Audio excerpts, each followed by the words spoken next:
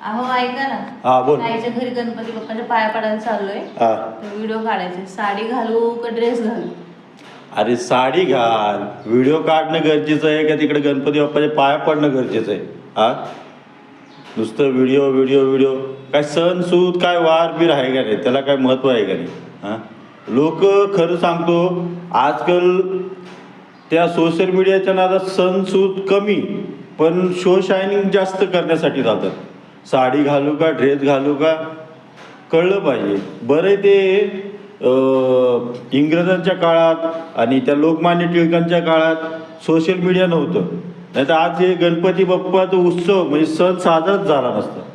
विचार कसं लोकमान्य टिळकांनी गणेशोत्सव साजरा केला. का केला? कारण इंग्रजांच्या विरुद्ध लोकांना गोळा करण्यासाठी जनजागृती करण्यासाठी गणेशोत्सव साजरा केला. पण समजा त्यावेळेस जर सोशल मीडिया असता तर लोकमान्य टिळक काय केले असते?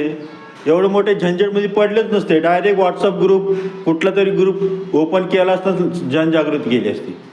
बरोबर आहे की नाही? बरोबर आहे की नाही? बरोबर आहे. मग हे गणेशोत्सव साजराच झाला नसता. ठीक आहे बाबा, साडी घालते. साडी घाल साडी.